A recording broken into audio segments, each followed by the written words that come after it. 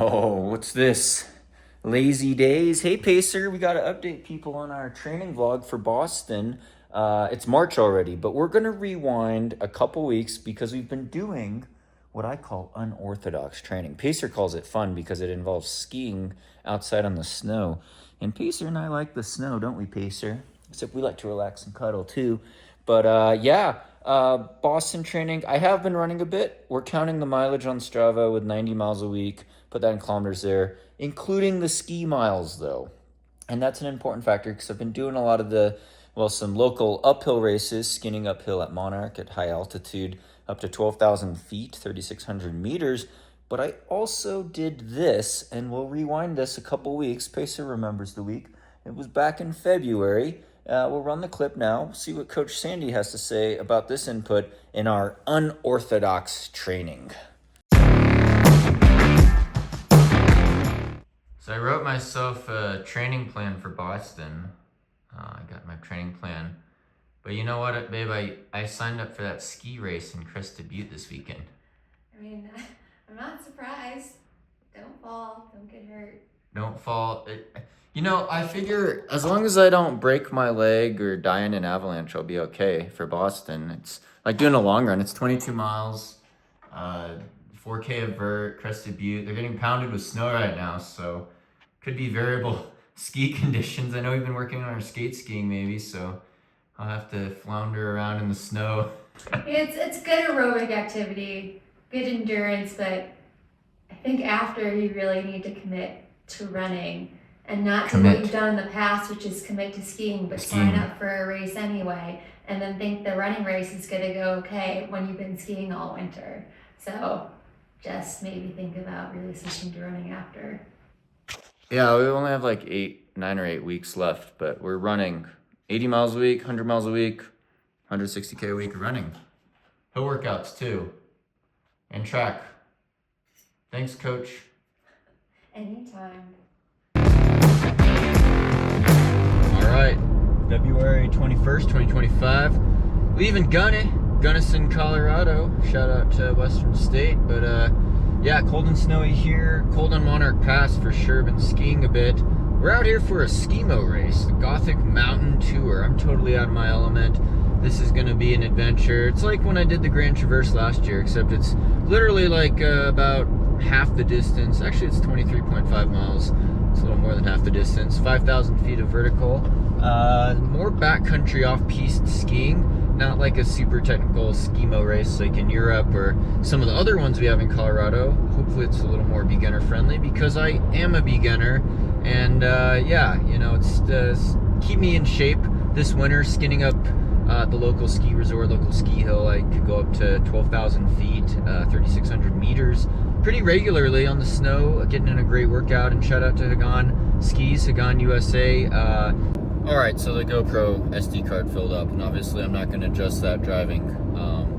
But yeah, thanks to Hagan Skis, Hagan Ski USA for getting a lightweight setup, skimo setup. It's not, of course, like super lightweight because I'm kind of more of a beginner skier. It's something I've been trying to learn, obviously, as an adult in my mid to late 30s now over the last 3 or 4 years. Probably haven't practiced enough, still need more lessons, but hopefully we can survive this, get in a good long run stimulus, because it could be a good 5 hours on the skis, off piste, on the piste, skinning hard, fighting the downhills, hopefully not falling and hurting myself or dying in an avalanche. So if we get out ahead of that, get in a good high aerobic effort, high heart rate effort, working the leg muscles, especially like the glutes and the hamstrings and calves and hip flexors, working the core and the arms.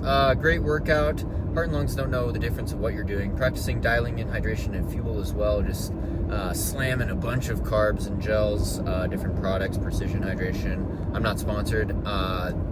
What else did I take? I was going to say Morton, but Morton Bicarb. More video reviews on that later. Not going to take it before this race, but have been experimenting with that in training, as well as SIS, the SIS Beta Fuel, 40-gram carb gels. Super nice to be able to have because they don't freeze when it's out in the cold here. It could be in the single digits Fahrenheit. I'll put that in centigrade there.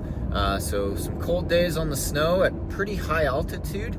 But yeah, Boston Marathon training, the road training is underway, and we're trying to beat up the legs with some uphill, downhill workouts, running wise, but also skiing wise. So a little unorthodox, but let's pick up the bib. Got a tech meeting tonight, and then a bright early start, 6 a.m. tomorrow morning in Crested Butte, Colorado. See you out there.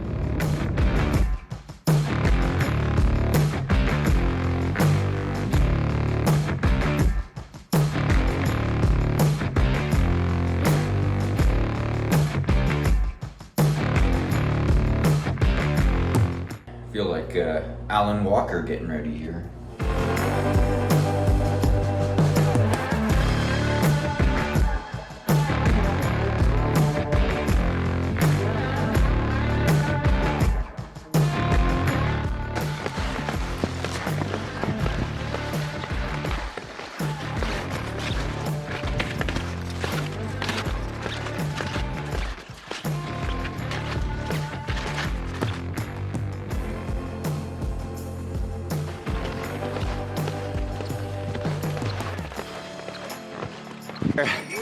This bridge.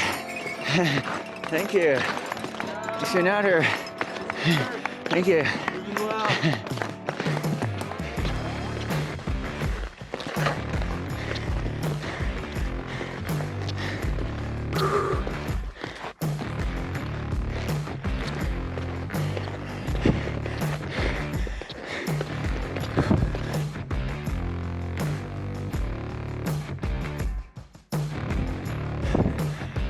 Oh man, it's hard.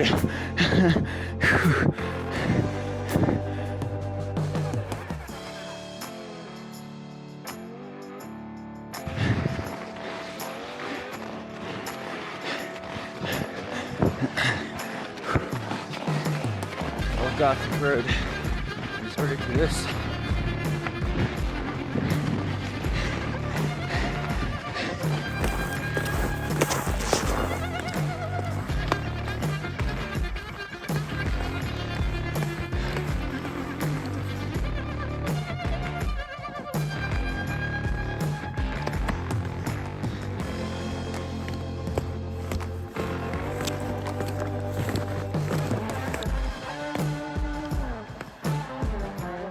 This view, final descent, 2,000 feet off piste.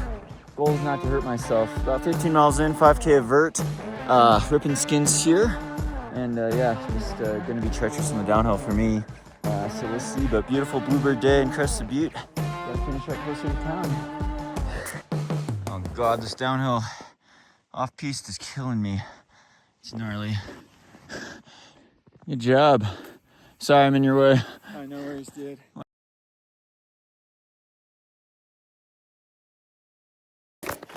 All right, finish. Survived. 87. Thank you. Thanks, yeah. Thank you, thanks for being out here. Oh, yeah.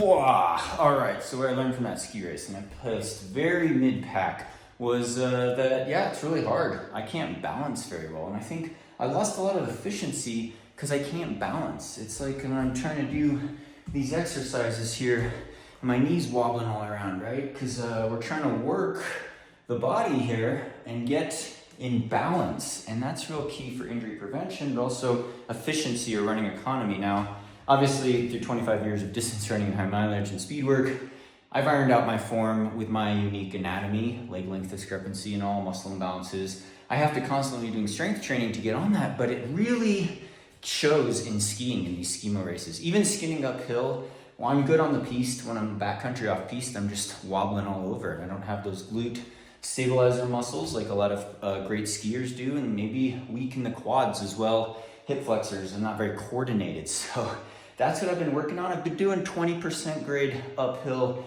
treadmill runs, trying to activate the glutes more, the calves. Been doing a lot of speed work. I was at the track today, ripping 300s. I've been ripping 200s, doing a lot of threshold work, some double threshold with the skiing uphill, and then doing a fartlek session later in the afternoon. But at high altitude, we have to maximize that running economy, that efficiency, the mechanical stuff, doing strides a lot.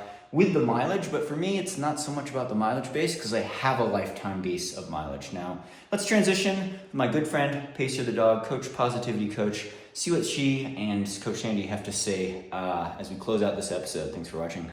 Okay, Pacer's getting impatient. So you saw that, the ski race. I gotta say, it's fun. It's fun to try a new sport and be humbled with all the gear. It makes ultra trail running seem simple when you have to carry Avi gear and all these layers and adapt to the adjusting snow conditions and the terrain. And like I said, the skate skiing is weak. Sandy and I did take a skate skiing lesson once in Crested Butte there, or I took it twice actually, but got to work on that. But building the fitness, it's a great winter aerobic activity at high altitude. Does it translate exactly to Boston Marathon?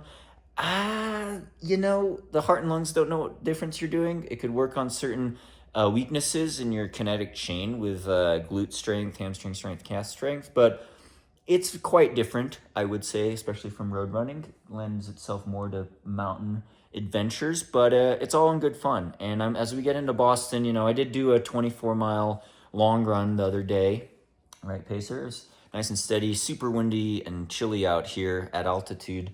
But I did that 24-mile long run. It's like 39K.